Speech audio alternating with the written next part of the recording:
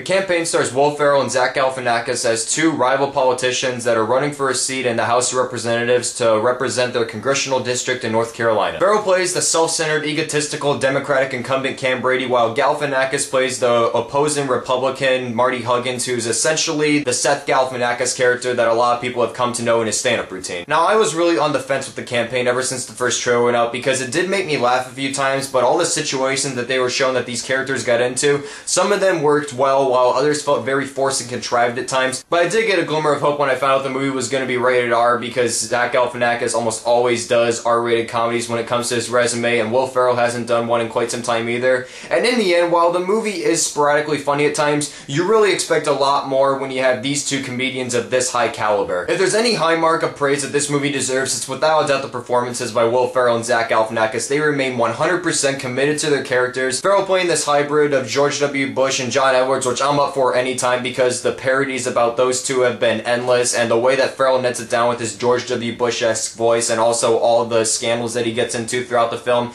he did a very good job with it, even though it's not going to be one of his most memorable characters. While Zach Galifianakis did his job playing Marty Huggins as the Seth Galifianakis in the film pretty much, in which he delivers a lot of funny lines throughout the film. Besides those two, there's really nobody in the supporting cast that comes close to overshadowing them, even though they have Jason Sudeikis playing Ferrell's long-suffering campaign manager, Dylan McDermott playing Galifianakis' campaign manager, and also there's John Lithgow and Dan Ackroyd that are thrown into the mix as well. And to summarize their performances the best, two of them, which are funny at times, but very heavily underused, and two of them, which I was very ashamed to see in the movie, given that how little they had screen time for their characters, especially when you compare it to the mass acting talent that they've had in their past career, too. Some of the situations that happen throughout the movie, though, do work, especially ones where they take certain political jabs at a lot of famous political scandals that have happened in the past couple of years. For instance, you can already tell from the trailer, they make a nod to the Dick Cheney hunting incident, which I thought was a funny scene, just not the way I wanted it to turn out to be that I saw from the trailers, though. Everything else, though, it just feels very forced and contrived, and even lazy at times, to a point where I don't even know whether to blame director Jay Roach or the writers behind this movie, because the writers have good talent. One of them wrote for Eastbound and Down, another one co-wrote the other guys, and is a writer for Funny or Die. I should be laughing a lot more than what I got for with the talent that you have right there. I can't really say I blame one of those two more than the other, because it really just seems more of an even filler between the two. Jay Roach is a decent director. He's made several of my favorite comedies, including the Austin Powers movies and also Meet the Parents.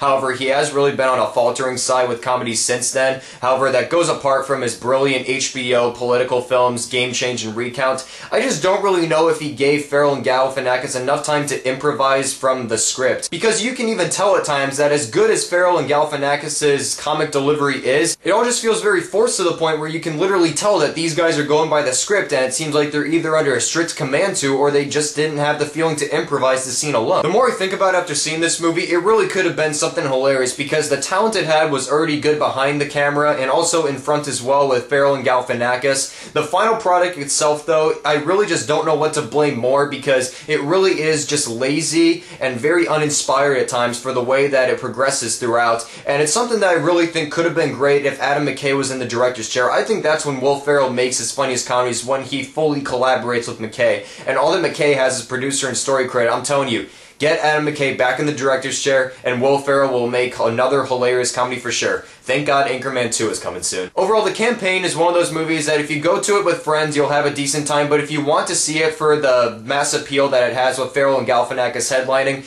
you're probably going to be very disappointed like I was. And that's why I'm going to give The Campaign 2.5 out of 5 stars. So I hope you enjoyed my review of The Campaign, and once you see the film, leave your thoughts on it in the comments below. If you'd like to see more reviews from me, click that subscribe button, and also click here to check out one of my previous reviews that I've done. Be sure to follow me on Twitter, Facebook, and also give my blog a look sometime. So in the meantime, I'm Tyler from CaliCritic Reviews, and I'll see you guys later. Goodbye.